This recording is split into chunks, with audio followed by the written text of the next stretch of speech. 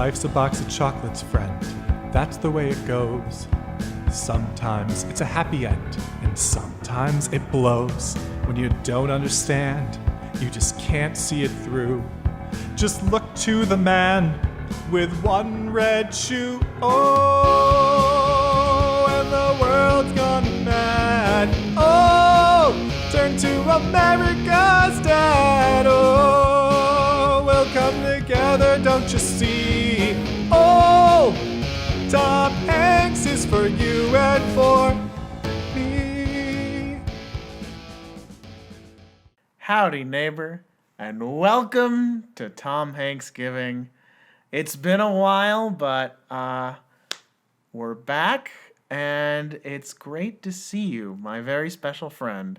I'm, of course, your best good friend and host, Elvis. And today I'm joined by my other very special friend and roommate, Jon Marquis. And this is the point where you show a picture of my beaten up face. Yes, exactly. Yeah. That should be, instead of an image from the movie, we'll just have your beaten up face as the podcast cover image. Oh, that would be perfect. For this one. Yeah. So, if it's not apparent, today we're here to talk about the 2019 film, A Beautiful Day in the Neighborhood. The Tom Hanks as Fred Rogers biopic / weird Mr. Rogers episode for adults. Yeah. Would you say this isn't a biopic? No, It's not a biopic. It's like only a biopic in the loosest sense that it's like about a real person. Yeah. Like a Captain Phillips, like Saving Yeah. Mr. Banks. Yeah. It's very much in his wheelhouse in that way. But yeah, I guess before we get into the movie itself, when we saw it earlier today at a screening, and there was a moderator there who was talking to actually some of the filmmakers, and I liked the way that she started it out by, what is your very brief first memory of Mr. Rogers? And I actually don't have like a first memory of Mr. Rogers. I just remember him being a presence. Yeah. And I don't know exactly how long he was a presence in my life. I just know he was there. And then the sort of like, you sort of grow out of him, and then you're like, but then later in life it's like, damn, that was a good guy. He sure was. And so I think like once it started popping up, like the sort of thing that popped up on Facebook about like always look to the helpers. Yeah. That's when it started to come back. And then when the documentary came out a few years ago, I think that's, when the Mr. Rogers resurgence kind of like... The Rogers surgeons. The Rogersance. The Rogersance, Yeah. That's it, yes. Yeah. For me, too, it's not quite crystal clear. The thing that I would focus on, though, is Trolley. Okay. Trolley, the sounds Trolley would make, and like the transitions and the little...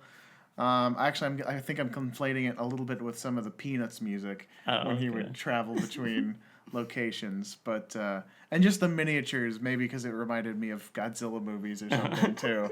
It's like, oh, I wish there'd be a monster here. But actually, even just talking now, it's weird because obviously I had watched some Mr. Rogers as a child, but I think he's way more of an... There's way more of an impression that he has had on me as an adult. And it's probably because of that Rogersance. Yeah.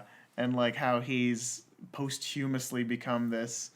a hero figure again in a way. Yeah. And yeah, was it 2017 that Won't You Be My Neighbor came out? It was not that long ago. No, yeah, it was only a couple years ago. Yeah. Maybe even 2018? I'm not sure. We should have checked this. We should have checked, but it's a really good movie. Yes. And you just know that they stole the title that they wanted for this movie. And we were kind of talking about that earlier before we actually watched it.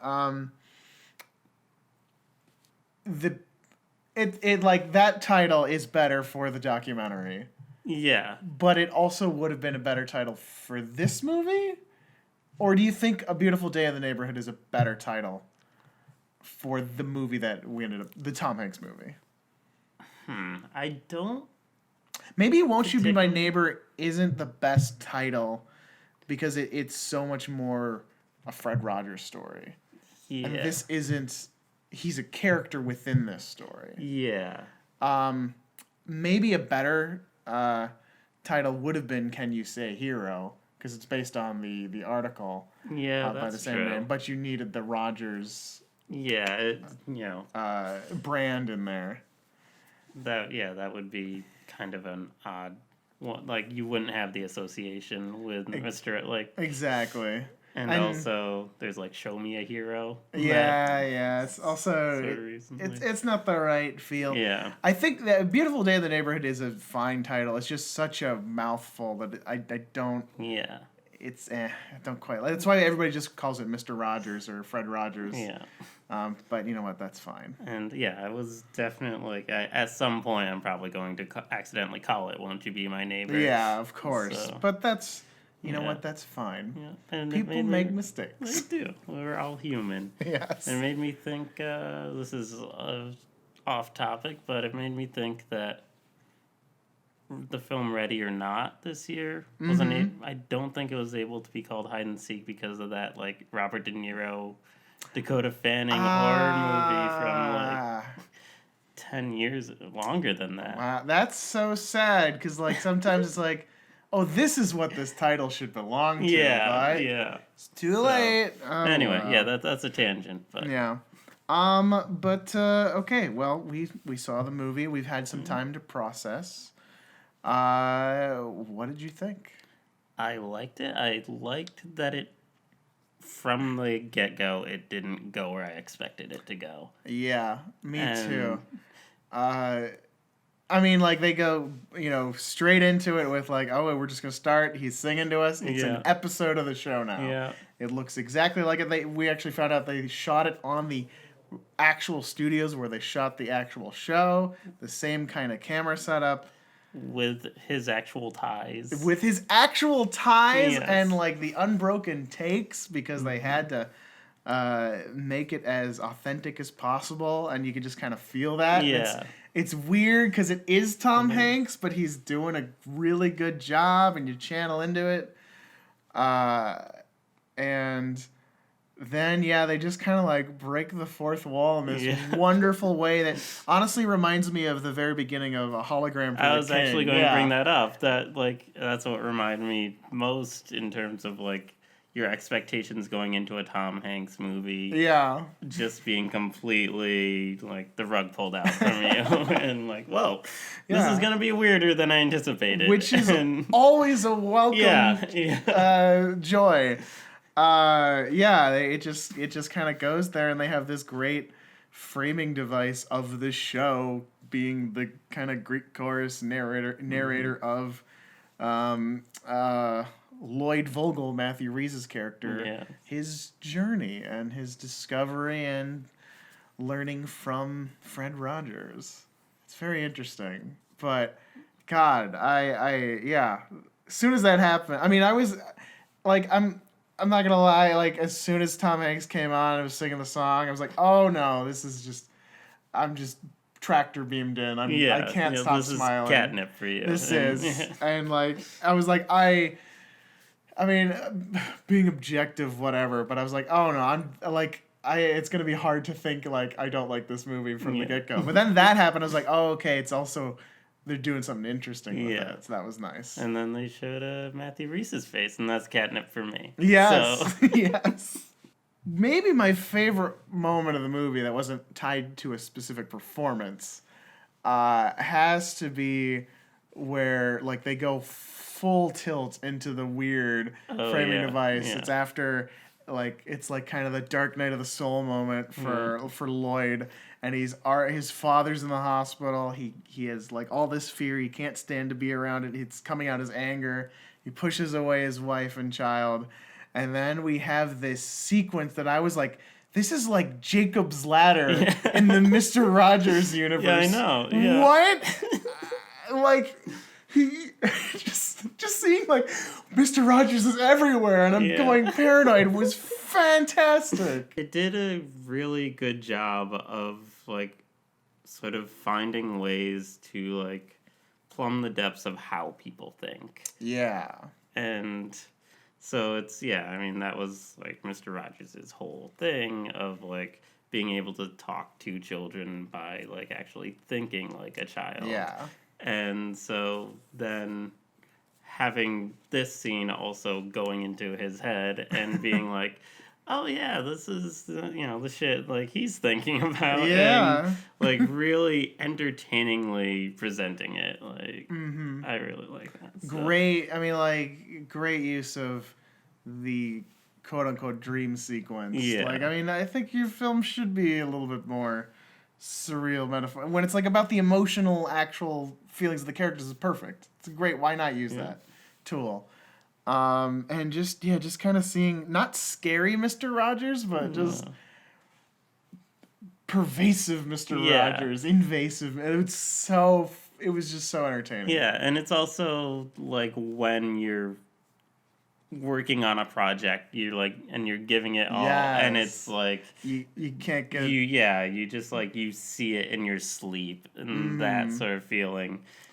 And in a way, it's almost like Mr. Rogers was doing Inception, and like he's teaching him, and he's like gotta sneak, like you were saying, you gotta talk on his level and get into his head, and he literally did. Well, not literally, but that's what they depicted. That was fantastic. It was great. I'm very, very pleased with the movie. Yeah, me too.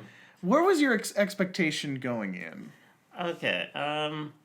Well, I was expecting it to be good. It was like Marielle Heller, like for what I've seen, I think she's only done 3. I don't know if she did anything before. I think Diary of a Teenage Girl was her first. Okay. So, going in, she's like, all right, she's 2 for 2 right now, going for 3 for 3, and she did. Yeah, pulled it off. I'm not surprised. Yeah, and so... And I did feel like Can You Ever Forgive Me was like a little more straightforward in terms of a biopic, so I kind of expected a little more in that vein, and so I was happy that it took like the surrealist elements and added those, but I also was like, all right, this is Tom Hanks and Matthew Rhys together, and I'm just like, all right, I'm there. It's like, so far this is the second show I've been on of like Tom Hanks movie with Matthew Rhys. You're right. It's a backdoor pilot for my podcast, Matthew Rhys Ashana. Yes, there you go. My expectation going into this movie, again, I was expecting it to like it, and not just because I like Tom Hanks movies. It looked like, okay, this is going to be a good... I mean, it really is the epitome of a feel-good movie, but in, like, the best way. Because I feel like that's, like, there's such a connotation, and I was like, oh, it's just a feel-good movie. It's like, those are very worthwhile. Yeah, and it earns it by going to dark places. Exactly, yes. It doesn't shy away from the real pain that, man, woman, child, and variations thereupon feel. And it's like, because I think there was this kind of perception of, with Tom Hanks specifically, it's like, oh, it's such a safe choice. Of course he's going to play Mr. Rogers. Yeah, we had that conversation. With like a couple friends, yes. And he suggested like, oh, it's sort of like just doing like, they've already done the work by casting Tom Hanks. It's like, oh, you already associate him with like wholesome and goodness, and so you don't even have to like put any effort into making that leap. And he suggested Sam Rockwell as like, which would be a very entertaining choice as well. But a big thing for that individual was the physical resemblance, which I see Sam Rockwell being a little bit more to that. But I liked Marielle Heller in the Q&A afterwards. Talked about like it was more about the prosthetics and like how she finds that distancing, and I'm like, I mean, despite the fact that like I like prosthetics when it's like a more fantasy oriented thing. Oh or yeah, something. Like that's fun. But like playing an actual person, Yeah. I agree with her. It gets distracting. Like what Joseph Gordon-Levitt trying to play Bruce Willis. Oh yeah. And Looper. I like that movie a lot, but that was strange. I mean, I was actually talking about that recently in relation to that versus the sort of like de-aging process like that's used in The much Irishman. worse. And so Jeez. that definitely has a distancing effect. And yeah, I agree with Mario Heller about, the prosthetics just get in the way. Yeah, like, and the I'm thinking, performance is the important part. yeah. Like Gary Oldman as Winston Churchill. That pissed me off when I saw that trailer. I was like, just get an overweight actor. Yeah. There's millions of them. They're pretty good. You can come on, Gary Oldman, my ass. And I mean, he's very good. I get it. yeah, but I am very glad that they weren't like, all right, we're gonna get an actor who's gonna maintain 143 pounds. That would have been so against the spirit of what Mr. Rogers was about. Like that's the wrong kind of authenticity. Yeah, That's just no. I mean, like, yeah, okay. Tom Hanks is the perfect choice in so many ways, and maybe the safe choice. But like another thing that like the Q&A really highlighted or at least reinforced was, despite like what I took away from that was, I think the perception people have of both Fred Rogers and Tom Hanks is very similar energy, but their actual individual personalities are not that similar. I mean, you would never see Mr. Rogers in drag doing bosom buddies. No, I mean, well, that's like, can you picture like if there was a Mr. Rogers biopic happening in the 80s, I don't think Tom Hanks would be even considered. No, of course. But now it's since he's become like America's dad. Right. And it's sort of maybe taken up the mantle that Mr. Rogers had. In a lot of ways, it feels like that's the case. Yeah. And so like I'm not saying like that perception isn't a huge factor in why he's good for the role.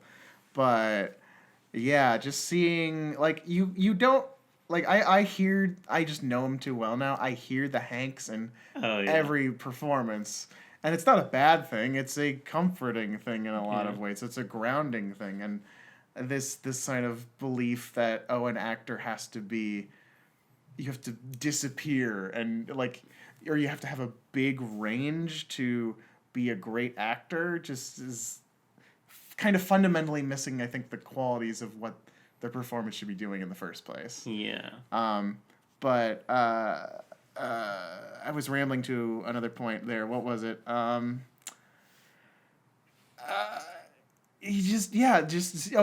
I could hear the Hanks in the voice, but like it was paced so differently.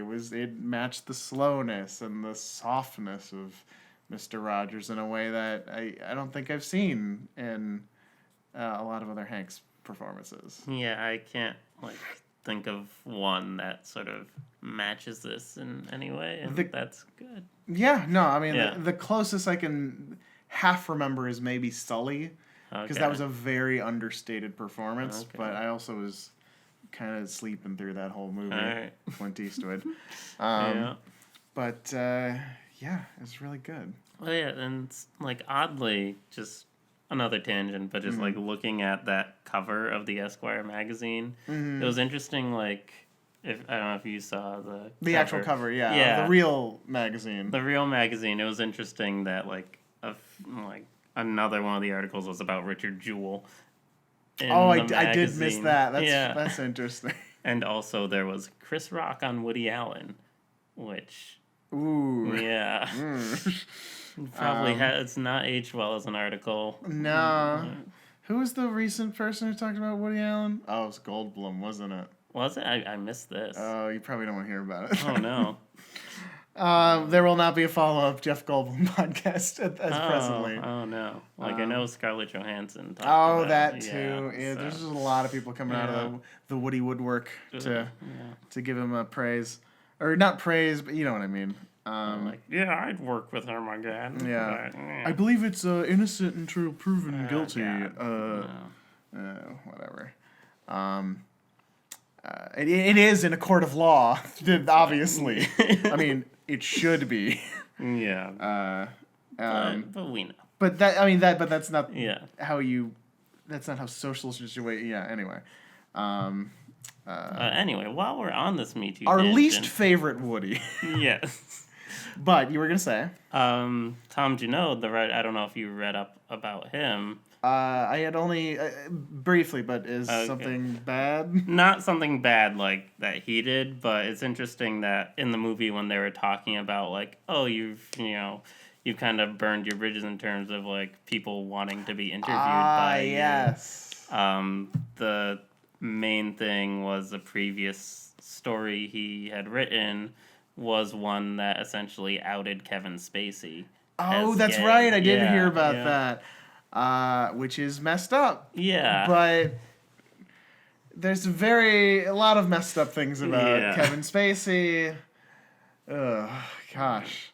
Thank God for people like Mr. Rogers and Tom Hanks. Thank you for bringing it back to that. Yes, we went down a hole. And you know what? Holes happen. Yeah. Sometimes we're all human. people are bad. Yes. Sometimes those same people are good. Yeah. And so, actually, let's bring it to this point. Do you think it earned the sort of like the turn in terms of his forgiveness and acceptance of his father? That is a good question. Going back to the central, more traditional arc of the film with Lloyd, Matthew Rhys.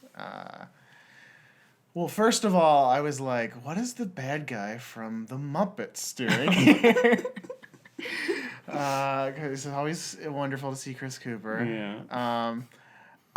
It was interesting. I think actually the moment where I was least on board with that, the whole plot there was right before we got into the Jacob's Ladder dream sequence. Okay. Because something about the fight between him and his wife felt the most like on the nose to me. It wasn't like bad or anything. It was just like, oh, this is like getting like very just like hitting this. But then it went into that. It was like, so it kind of like brought it back for me, which was really good. And I think I don't think again that was I don't think that was a bad choice. I think it was like hitting it really hard.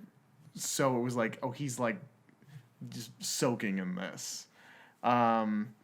But going back to the forgiveness of the father, it's interesting. I thought of some of my own familial relationships watching this, and it's like, am I holding on to anger? Is that making me distant from people?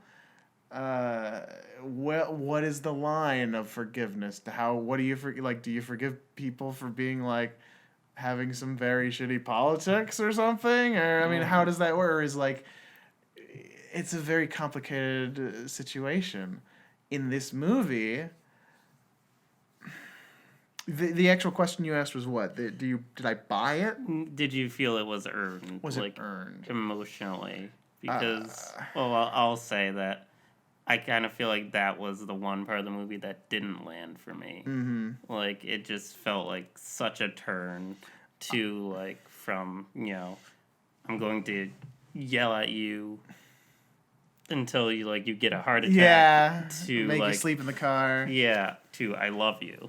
And yeah, I feel like they're, and it's like, I know it's, because of what Mr. Rogers taught him. Yes. But it's also, I felt like there should have been a scene in between, like, it didn't. There was a scene, there were scenes in between them, but I felt like there should have been, like, a more concrete, like. Yeah, I see what you're saying. The moment that works for me 100% and is my favorite non-Tom Hanks performance in the movie is when Lloyd apologizes to his wife on, what was her name? Andrea. Yes, Andrea. Andrea? I think Andrea. Andrea. I feel bad now. Yes. We're not as good as Mr. Rogers about remembering everyone's name. I know how to spell it. Gavin was their son. yeah. It's coming back to me. And the father's name was, oh gosh, he said it right at the end. Chris Cooper. Chris Cooper. Chris Cooper Vogel. Yes. Anyway, the scene where he's apologizing to Andre on that bench, and he starts crying, and like, that was just like, hell, I'm like all about like, let's have a film where the emotional climax is someone crying. That was really cool to see. Yeah, I really like that scene. Yeah, and I thought like that the way that was handled was great. Yeah, absolutely. And like that was the relationship where everything did feel like this is what would really be where they would really be. And I think my favorite part of that scene actually is like the way he's like, can we sit down for a moment? Yeah. Right? That felt so like that's something I would do to be like, I need to transition this into a conversation where we need more focus. Yeah. And like they pointed out in the Q&A, but how they were like, is the baby down? Like, that keeping the semi-realism of actual caring for a very small infant was great. I see where you're coming from. Like the father-son resolution does not hit the same way that does. Where that one I feel like is like 100% there. Yeah. This one is much more, this is the sentimental happy ending we want versus this is necessarily natural. And I think that's part of that I get, though. I mean, it's the Mr. Rogers movie. I think the movie's trying to be the optimistic thing we want, that we wish to see the world. Obviously, it could have also done that and maybe had a bit better build to it. But, like, I mean, I get it. Like, the scene with him, like, they drink together. It's like, okay, this is... But is that the same scene where That's he said... the same yeah, scene where he if said, that "I was a love you." bridge scene, that would really work for me. And so...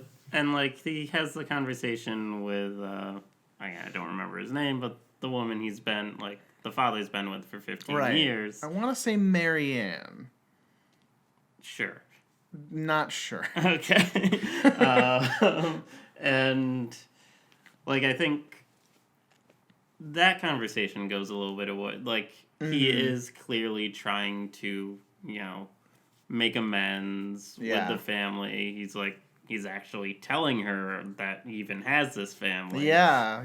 And so it's, like, clear he's taking steps towards forgiveness. Yeah, I buy the dad's going for it. Like, I also buy that he's like not doing a great job of it, especially at the wedding, but that totally makes sense. He's so afraid he's got to do his defense mechanisms too.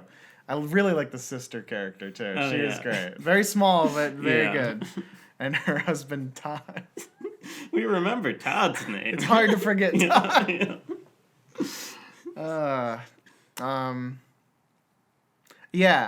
I think I'm there with you. It's also if I was going to like give the movie its absolute benefit of the doubt, the thing he does right before the scene where it builds to "I love you, Dad" is he's singing the "I like you just the way you are" song to his son. Yeah. So he's very much in that space. Yeah. And I could see you being like, it's late at night, I want this to be good.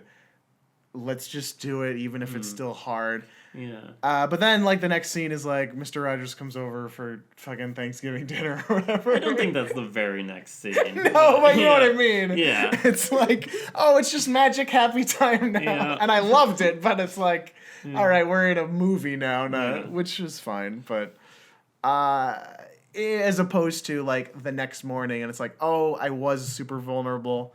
I'm still kind of hurt. Because, like, it doesn't go away in one motion, even though the way he sums up what forgiveness is and how it relates to just holding on to anger at a person, it makes so much sense. And like, of course you want to take that away, but it's harder even if you want to do it.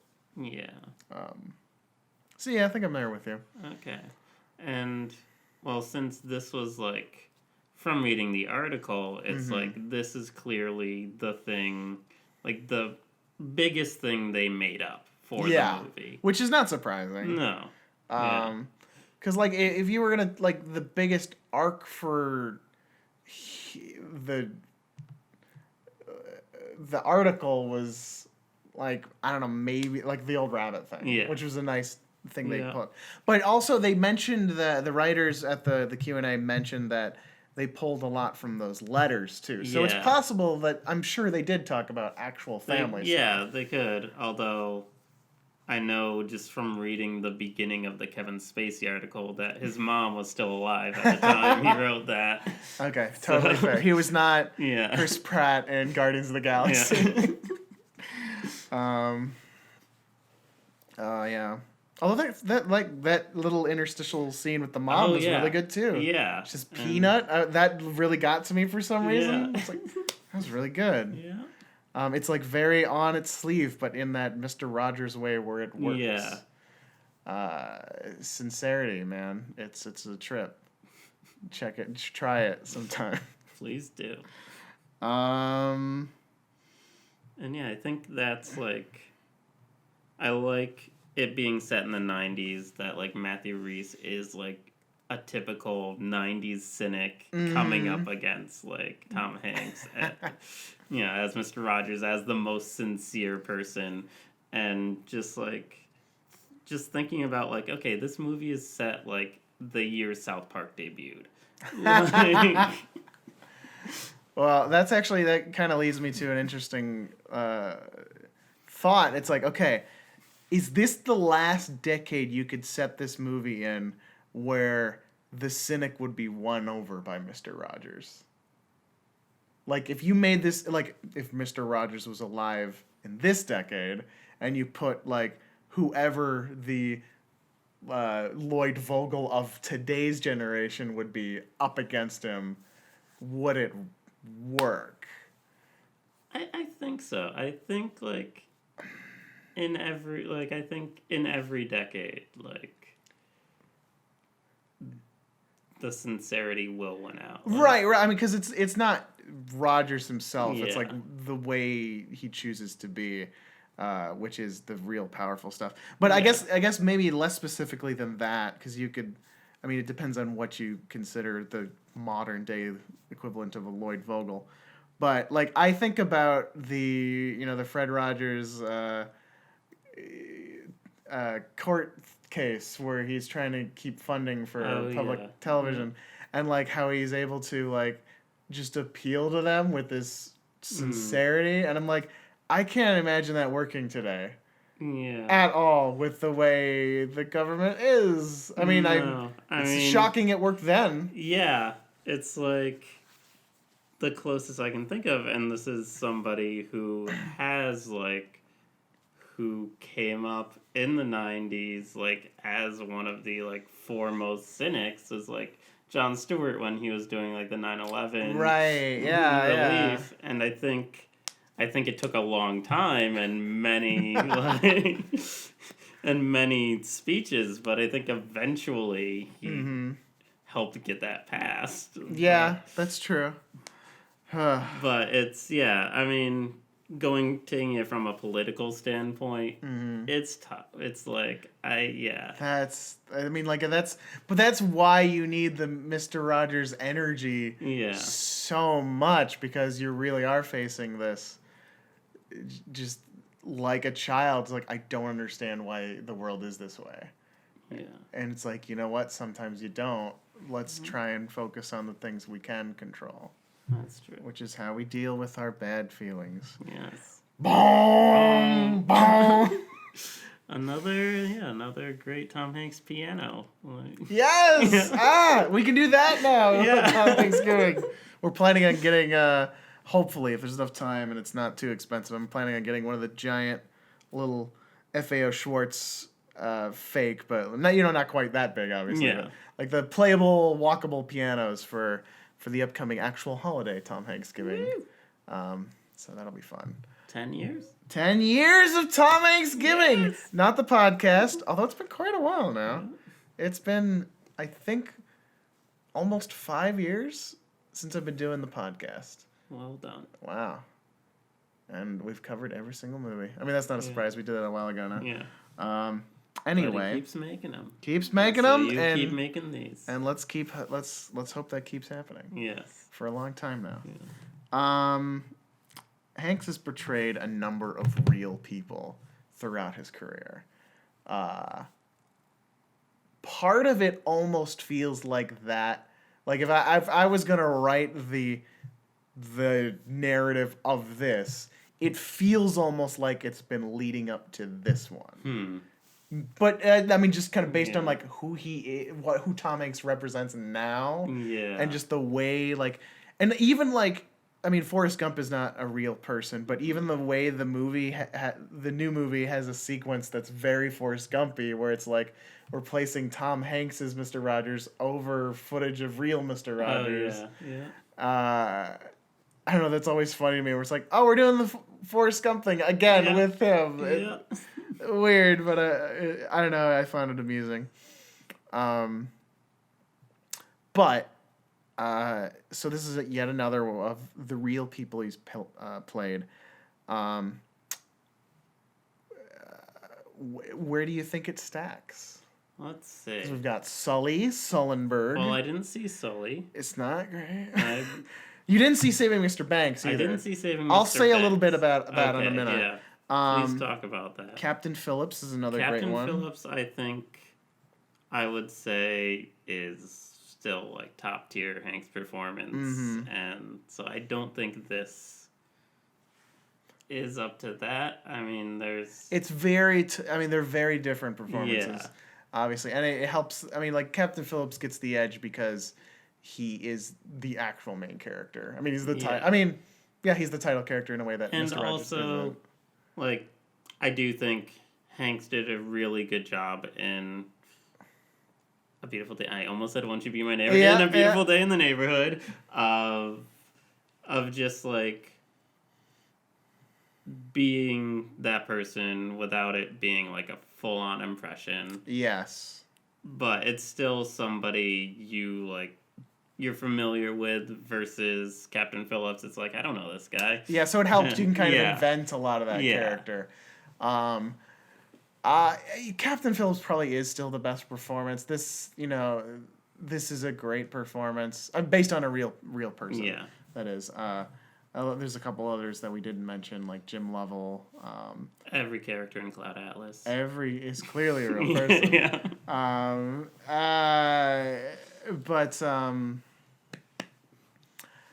The Walt Disney thing. See, when Okay. people came to me and were like, of course they're casting Tom Hanks as Mr. Rogers. It's just like that guy we brought up, Yeah.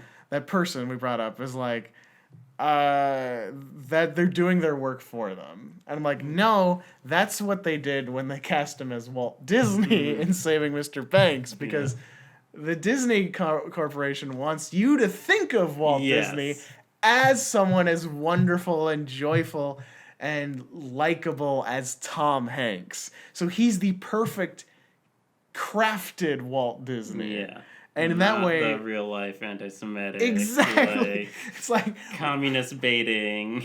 it comes back to the perfect Tom Hanks scene, which is in the Simpsons movie, when you want to win the goodwill of some of the entire American people, Yeah. you get Tom Hanks. So, I shouldn't. I don't have it with me, but I'll just pull up this fact from memory. But recently, I've been doing research on screenwriter Maurice Rapf, and he had a tidbit about Walt Disney, about how he became a Republican. Oh. Walt Disney, according to Maurice Rapf, I believe, Walt Disney told him that he became a Republican after a group of young Democrats, threw him down on the street, stripped him naked, and put hot tar on his testicles. Oh my God. And I'm so baffled by this. How? How did you When? know they were Democrats Were doing this? Were they just Burn your bust or something. yeah, Wait, okay, and when did this, was this after he was Walt No, Disney? like as a kid, I think. That's even more absurd. That's like if that happened, fucked up. But Yeah. like the political aspect Yes. of it is questionable to say the very least. Yeah. Interesting. Yeah. I mean, I will say, like, I haven't fully read Maurice Rapf's autobiography. This is only based on his IMDb bio, so Fair. it could be total bullshit. Speculation, But- conjecture, yes. but an interesting, perfectly podcasty tidbit nonetheless. Yeah. And fun to imagine the real Walt Disney going through something. Well, not fun, but you know what? Tar Balls Disney. Tar balls Disney. Tar balls and tar lungs. Oh, yeah. That poor guy. Which again was another great thing that like was like not seen in the Hanks Walt Disney, but like they at least alluded to it with his really nasty cough. Okay. But yeah, like so Walt Disney is the like Tom Hanks as Walt Disney is that where it's like we are hiring we're casting Tom Hanks as like a metatextual PR move. Yeah. Tom Hanks is Mr. Rogers. It is like, oh, it's like peanut butter and chocolate going together, but not in a sensationalist way or not in a rewriting history way. Yeah, and it's also like I think having him in this gave them like the permission to do the weird things that they did. Yes, yeah. As opposed to, I mean, like Sam Rockwell as Walt Disney would be like, no, I mean, again, I think he could be very good, but it. As Disney or Mr. Rogers? Oh, sorry, as Mr. Rogers. Sam Rockwell's Disney, actually. Yeah. Could be really, really good. Less of the whitewash Disney. I mean, Sam Rockwell does really well playing racist. So he there's sure that. does. Oh, I want that movie now. Oh, man. Slaying Mr. Banks. Anyway, back to A Beautiful Day in the Neighborhood, which is what it's named. Yeah, no, that's a great point. Tom Hanks, his energy and affability kind of do give you a little bit more permission to do things. And now I'm just going to quote what I always quote about when I talk about Toy Story. You are able to like how like Woody enough to follow him, despite how much of a dick he is, because of Tom Hanks. Yes. He just brings this warmth and this you gravitate towards him. He's fun. He's affable. He's not like, again, he's not super Hanks. There's no like Hanksy line in A Beautiful Day in the Neighborhood. Yeah. He's very subdued in a very calculated and authentic way for Mr. Rogers. But yeah, and then now I'm thinking like, okay, Daniel Day-Lewis as Mr. Rogers in this movie? No. I'm sure he'd be a great Mr. Rogers, but not in a.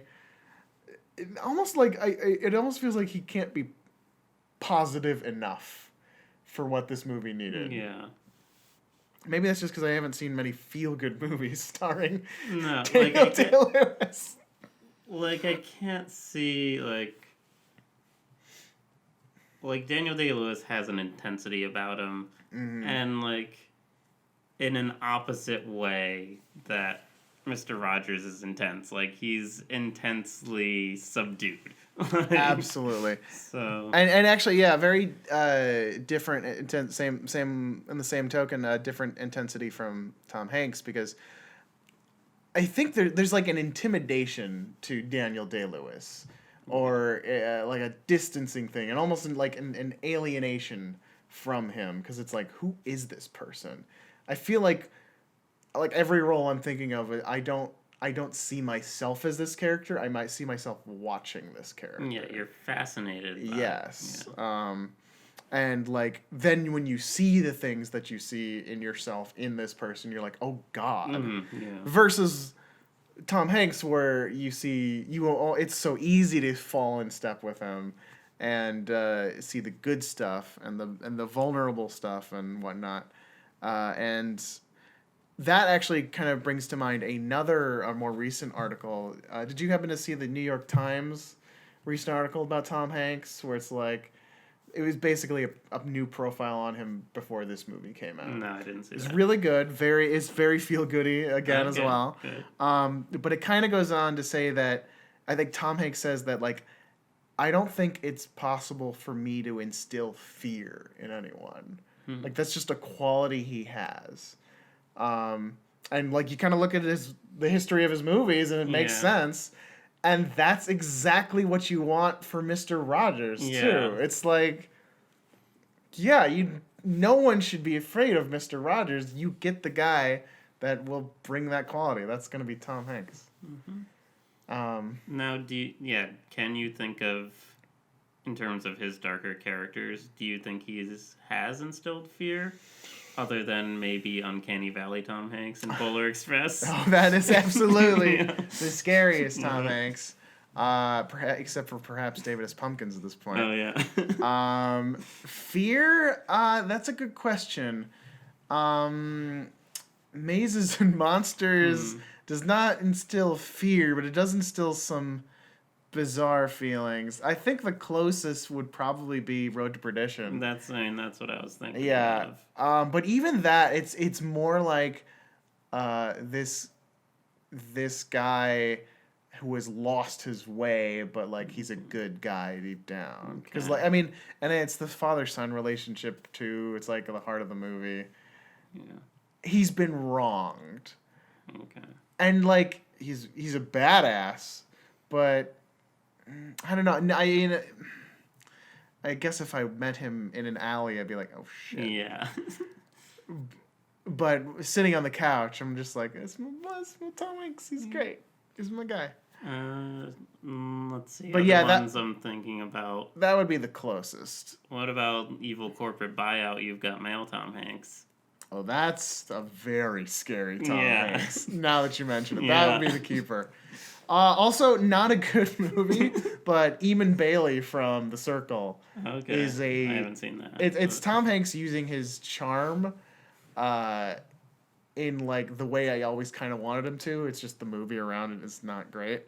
It's like I want Tom Hanks playing Lex Luthor is perfect because it's like you love this guy, but he's so evil, and you buy into it because it's Tom Hanks. Of course, why would I not? He's fine.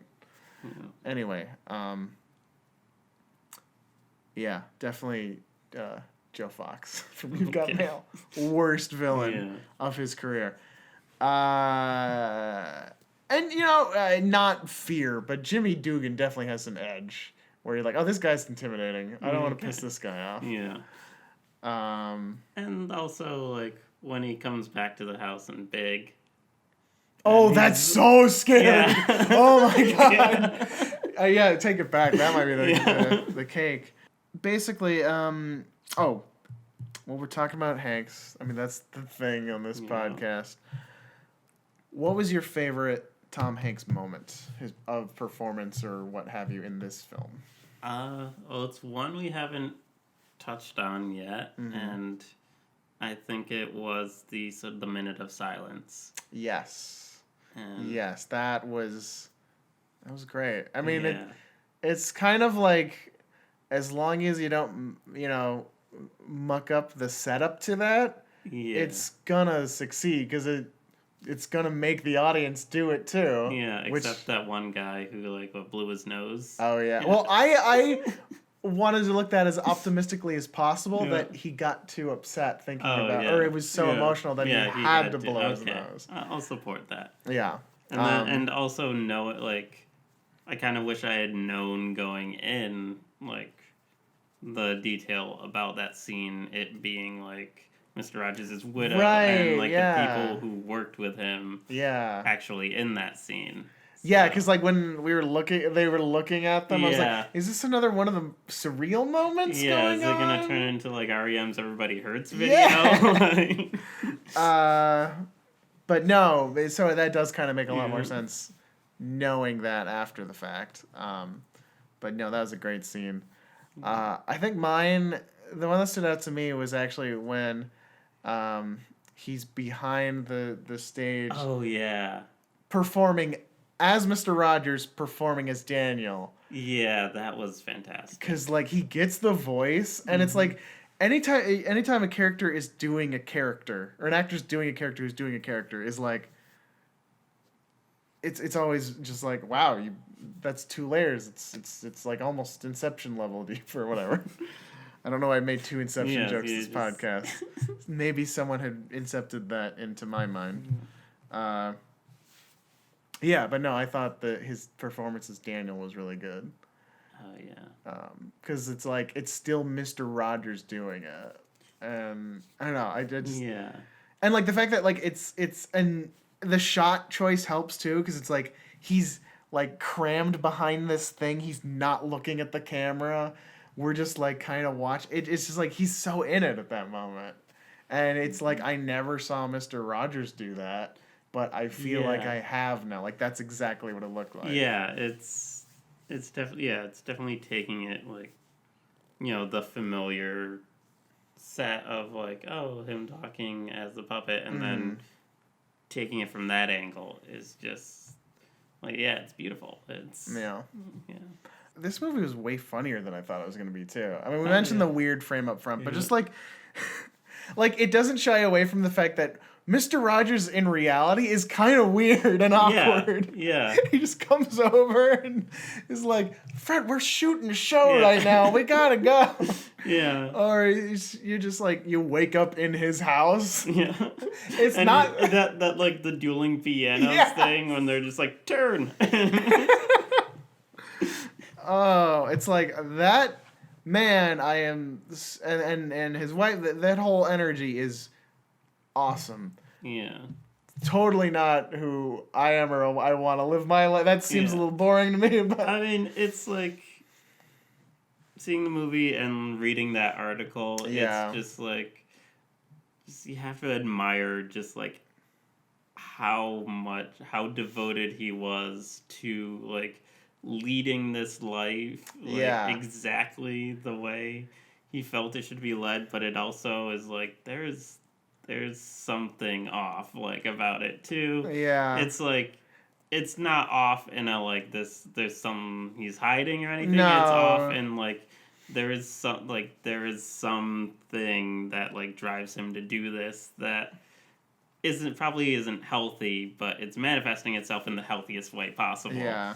I mean, taking from the movie... the Joanne character says this is a choice he does. He works at it. So in that way, it's like, and like they make the point where it's like all of us could be Mr. Rogers, or at least like bring the positivity in our own ways, like Mr. Rogers. And I like that's a good thing to shoot for. But yeah, I don't know. The fixation on his weight seems a little unhealthy to me. And I believe the story they use in the movie where Hanks Rogers talks about being made fun of as a chubby child. Oh, yeah. I can't say for sure that's real, but I feel like it is. I don't remember if that was part of the documentary. Do you? I don't remember.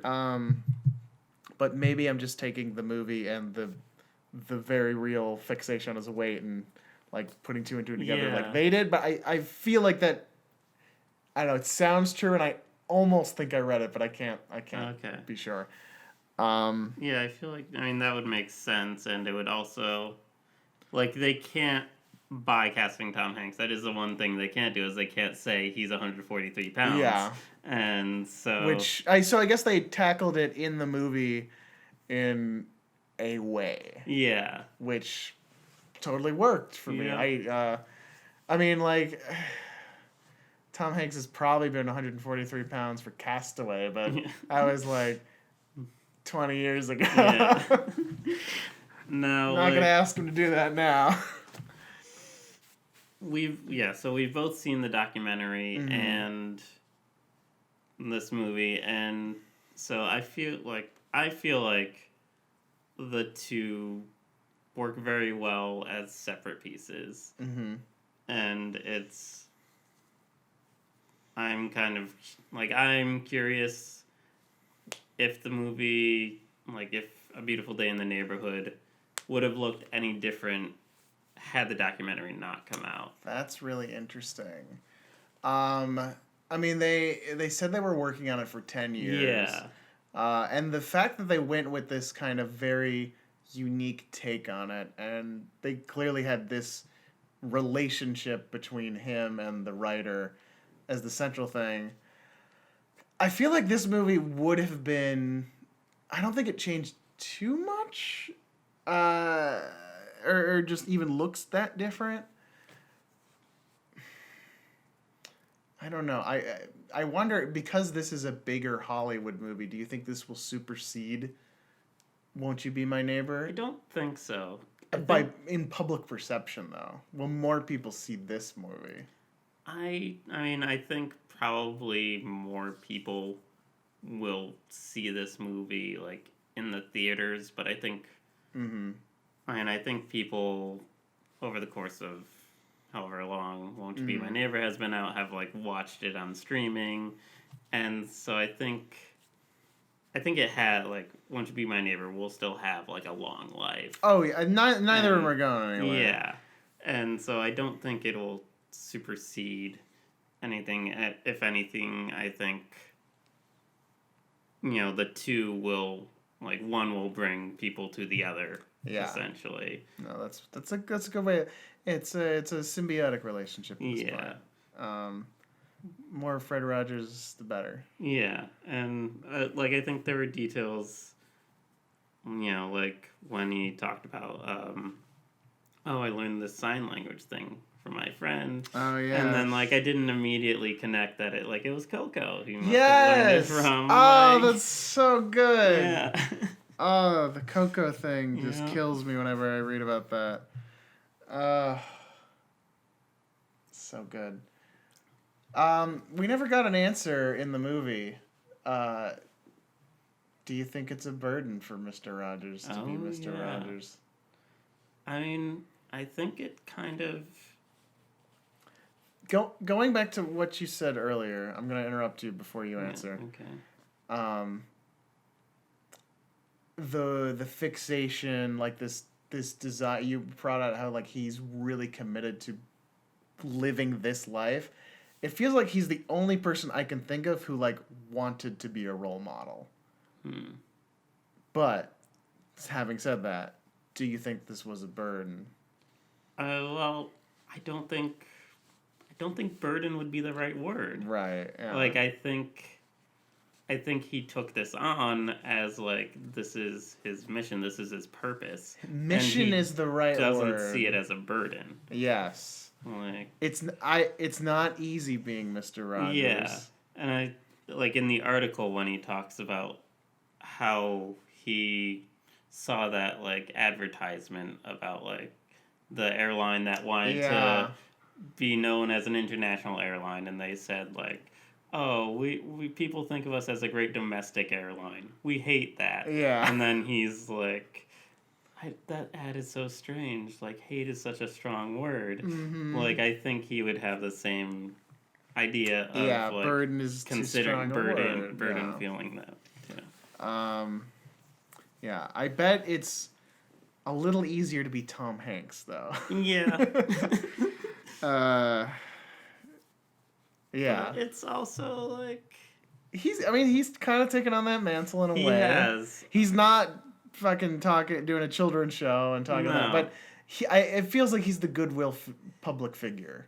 Yeah, but it's also like Tom Hanks has more freedom within, the guidelines of who Tom Hanks is versus within the guidelines of who Mr. Rogers is. Right, Mr. Rogers can do so much before it's like, what the fuck? Yeah. Tom Hanks is a little bit more wiggle room. Yeah, you can't see Mr. Rogers like hosting SNL and doing weird things. No David S. Pumpkins for Mr. Rogers. Although now I want to see it. Yeah. And I like how in the movie they do just like have the family members asking like, "Were you a sniper?" Yes, that I'm glad that they because they addressed that. Yeah, I think bullshit. I think a couple of years ago, I after I'd seen the documentary and I was talking about it with like my grandfather, he like asked me like, no, I had heard or I had read that he was like a sharpshooter, and it's like no. The documentary addressed that's just a rumor people made because they couldn't believe somebody like has been so good for so long. And like I still had to go on Snopes and like be like this is all here. None of this is real. Oh man. Do you think someone can really be as good as Mr. Rogers this day and age? I mean, I would hope so. I certainly, but that's not exactly the question I asked. Yeah, like now I'm picturing like Michael McKean in The Good Place, like. Oh yeah. Yeah. Oh shit, Mr. Rogers is canonically not in The Good Place. That's true. Oof. That's fucked up. If he didn't get in, no. He must have been a sharpshooter. Oh no. Before we end here, I mentioned this to you before, but I think it would be very appropriate and a nice opportunity for us if we took a cue from Mr. R, the Raj, Yep. and took a minute of silence to think of those who loved us into being. And if you'll join me, John, Absolutely. and if our listeners will join me, we'll do that right now.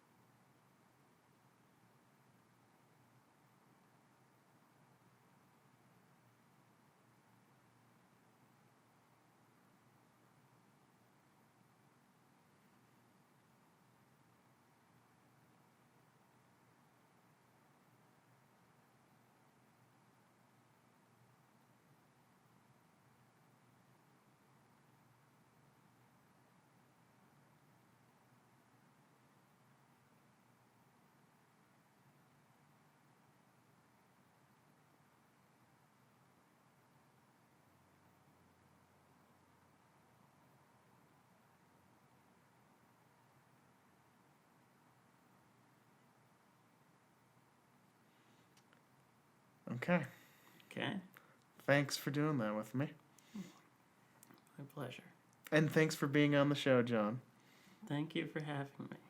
And everybody else, thanks for listening.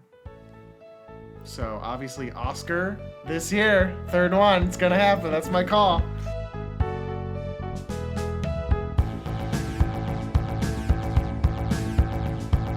Life's a box of chocolates, friend. That's the way it goes. Sometimes it's a happy end, and sometimes it blows. When you don't understand, you just can't see it through. Just look to the man with one red shoe. Oh, and the world's gone mad. Oh, turn to America's dad. Oh, we'll come together, don't you see? Oh, Tom Hanks is for you and for me. He's a guy who knows just that thing to do. Out in space, in the snow, during World War II. Trapped on an island or in a volcano. Follow his lead and you won't go insane. Oh, and the world's gone mad. Oh, turn to America.